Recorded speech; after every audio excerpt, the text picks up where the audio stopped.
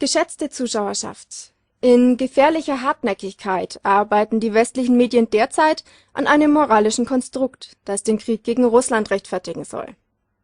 Gestern Hitler und Danzig, heute Putin und Donetsk. Oder Highway to Hell, Putin wird untergehen. Wie weit lassen wir Putin zu weit gehen? Sowie Putins geheime Invasion. Das sind die Schlagzeilen, die in den großen deutschen Leitmedien derzeit vorherrschen. Das Gerücht von einer russischen Invasion in der Ukraine wird dazu verwendet, das kriegsmüde Europa allmählich nach den Waffen rufen zu lassen. Denn schon in der Schule lernten wir alle, dass es in der Vergangenheit böse Aggressoren gab, deren man sich nur mit Waffengewalt erwehren konnte. Der Ruf »Nie wieder Krieg« war in unserer Erziehung stets an eine Klausel gekoppelt. Sollte jemals wieder ein Führer wie Hitler aufstehen, dann müsste man sich aufopfern und eine Ausnahme machen. Die Stunde dieser Ausnahme scheint nun also gekommen zu sein. Polnische Intellektuelle rufen in der Zeitung Die Welt dazu auf, Putin gegenüber nicht dieselben Fehler zu machen, wie sie gegenüber Hitler vor 75 Jahren gemacht worden seien. Nach ihrer Leseart der Geschichte seien die westlichen Mächte viel zu tolerant mit Hitler umgegangen, als sich die freie Stadt Danzig vor dem Zweiten Weltkrieg dem Deutschen Reich anschloss. Dies sei der Welt teuer zu stehen gekommen. Der britische Premier David Cameron fordert ebenfalls, man dürfe gegenüber Russland nicht so lasch sein wie gegenüber Deutschland vor dem Zweiten Weltkrieg. Die Welt fordert unter dem Titel »Gegen Putin muss die NATO eine harte Antwort finden. Die NATO solle, falls Russland so weitermache, den Bündnisfall ausrufen, das heißt den Krieg erklären.« Doch nun zur wichtigsten Frage. Gibt es eine russische Invasion in der Ukraine? Die OSZE, die Organisation für Sicherheit und Zusammenarbeit in Europa, die den Kriegsschauplatz in der Ostukraine unabhängig beobachtet, dementiert und sagt, es gibt keine Hinweise auf eine Präsenz von russischen Truppen auf ukrainischem Boden. Gleichzeitig haben ehemalige hochrangige US-Geheimdienstler in einem offenen Brief an Angela Merkel gewarnt, die Beweise einer angeblich russischen Invasion seien höchst zweifelhaft und erinnerten an die falschen Beweise im Vorfeld des Angriffs auf den Irak. Unter anderem weisen sie darauf hin, dass das Timing dieser Nachricht bewusst gewählt sei, denn gerade in den vergangenen Wochen sei die ukrainische Armee durch ihre chaotische Organisation und ihren technischen desolaten Zustand zunehmend in die Defensive geraten. Für den Rückzug habe man in der russischen Invasion eine vorgefertigte Ausrede gefunden. Genau zu diesem Zeitpunkt seien die verschwommenen Fotos von der NATO veröffentlicht worden und Reporter wie Michael Gordon von der New York Times losgelassen worden, um zu verbreiten, die Russen kommen. Übrigens, Michael Gordon war einer der ungeheuerlichsten Propagandisten für den Irakkrieg. Meine Damen und Herren, bis zum heutigen Tag können wir lediglich eine Invasion der NATO beobachten. Die NATO rückt ihre Stellungen unermüdlich gegen den Osten vor und kündigt nun auch bereits die Schaffung einer blitzartig einsetzbaren Eingreiftruppe von 4.000 Spezialkämpfern an, bei der auch Deutschland beteiligt sein soll. Überdies will sie 1.000 NATO-Soldaten, darunter 600 US-Kämpfer, an die ukrainische Grenze verlegen, angeblich um Solidarität mit der Ukraine zu zeigen. All dies macht klar, die NATO sieht sich im Spiegel. Es läuft genau umgekehrt ab. Bitte verbreiten Sie diese Sendung und helfen Sie mit, die Kriegstreiber zu stoppen. Unsere Völker dürfen sich nicht zu einem neuen europäischen Krieg hinreißen lassen. Guten Abend. Und wenn alle anderen die von der Partei verbreiteten Lüge glaubten, wenn alle Aufzeichnungen gleich lauteten, dann ging die Lüge in die Geschichte ein und wurde Wahrheit. George Orwell, 1984.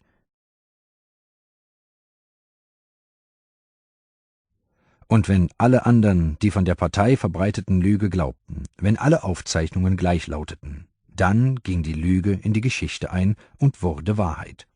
George Orwell, 1984.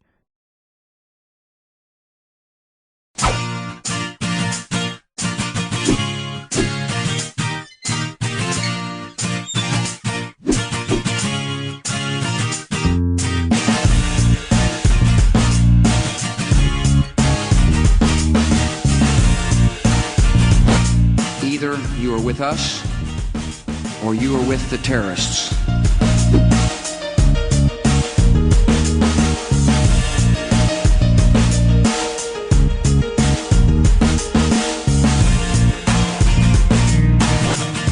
We have with us 6 from the Afghanistan freedom fighters.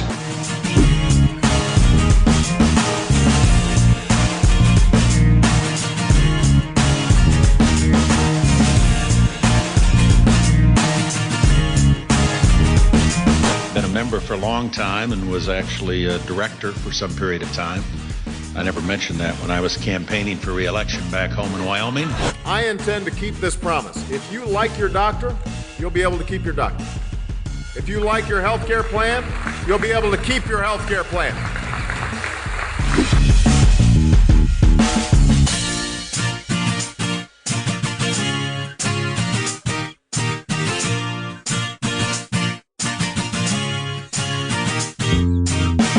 Years ahead, Libya could become a peaceful democracy, or it could face protracted civil war, or it could descend into chaos. Gaddafi should put the well-being and the interests of his own people first and help facilitate a democratic transition that will meet the aspirations of the Libyan people.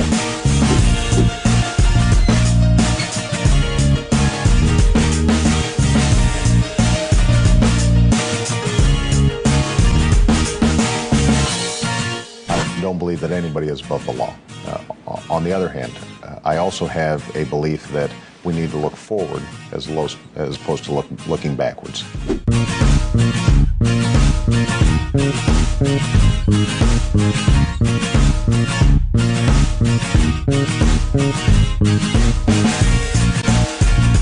We're all clear that any referendum vote in Crimea this week will be illegal, illegitimate, and will not be recognized by the international community.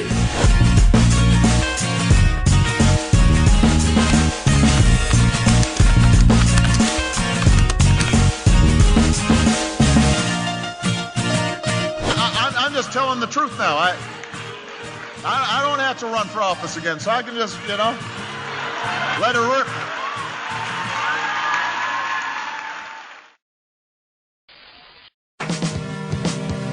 My expertise, as you know, is CIA, Marine Corps, 3 CIA secret wars. I had a position in the National Security Council in 1975 as the chief of the Angola task force running the secret war in Angola. It was the 3rd CIA secret war I was part of. The National Security law creating the National Security Council and the CIA, as you know, was passed in 1947. The CIA was given this charter to perform such other duties and function as might be necessary to the national security interests, and given a vague authority to protect its sources and methods. I think it was in the mid-'80s that I coined this phrase, the Third World War, because in my research I realized that we were not attacking the Soviet Union and the CIA's activities. We were attacking people in the Third World. And I'm going to just quickly, in the interest of time, just give you a little sense of what that means, this Third World War. Basically, it's the third, I believe, in terms of loss of life and human destruction, the third bloodiest war in all of history. They undertake to run operations in every corner of the globe.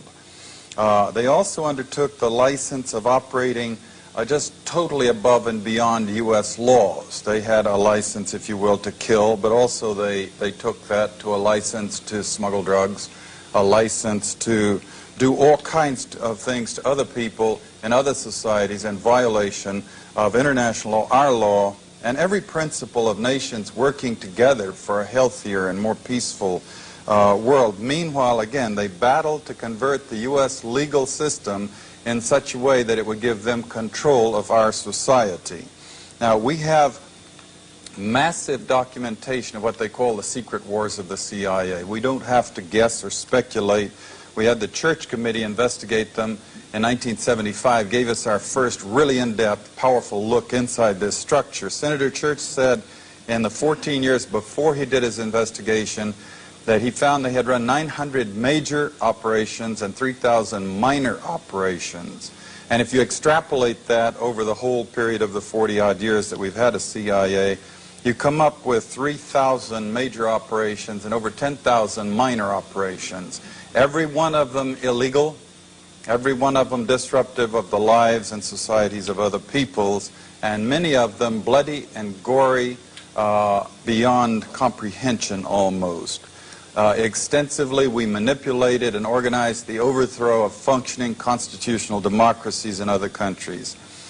We organized secret armies and directed them to fight in just about every continent in the world. We encouraged ethnic minorities to rise up and fight. People like the Mosquito Indians in Nicaragua, the Kurds in the Middle East, the Monks in Southeast Asia. And of course, we have organized, and we still do, and fund death squads in countries around the world, like the Treasury Police in El Salvador, which are responsible for most of the killing of the 50,000 people just in the 80s, and there was 70,000 before that.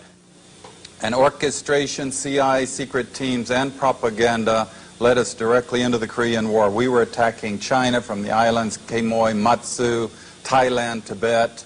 A lot of drug trafficking involved in this, by the way, until eventually we convinced ourselves to fight the Chinese in Korea, and we had the Korean War, and 1 million people were killed.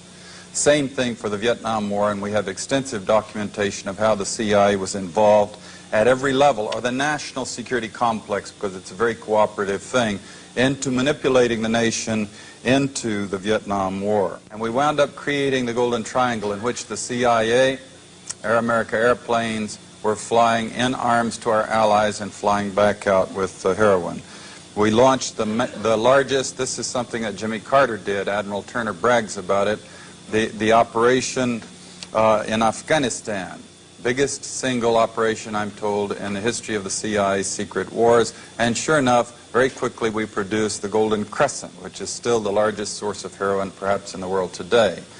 Trying to summarize this Third World War that the CIA, the U.S. national security complex with the military all interwoven in it in many different ways, has been waging. Let me just put it this way. The best heads that I coordinate with studying this thing, we count at least minimum figure 6 million people who've been killed in this long 40-year war that we've waged against the people of the Third World. These are not Soviets. We have not been parachuting teams into the Soviet Union to kill and hurt and maim people, especially not since 1954, when they developed actually a capability of dropping atomic weapons on the United States. They aren't British, French, Swedes, Swiss, Belgians. We don't do bloody, gory operations in the countries of Europe. These are all people of the Third World. They're people of countries like the Congo, Vietnam, Kampuchea, Indonesia, Nicaragua, where conspicuously they nor their governments do not have the capability of doing any physical hurt to the United States. They don't have ICBMs. They don't have armies or navies. They could not hurt us if they wanted to. There has rarely been any evidence that they really wanted to. And that, in fact, is perhaps the whole point. If they had had ICBMs, we probably wouldn't have done the things to them for fear of retaliation. Cheap shots, if you will, killing people of other countries of the world who cannot defend themselves under the guise of secrecy and under the rubric of national security.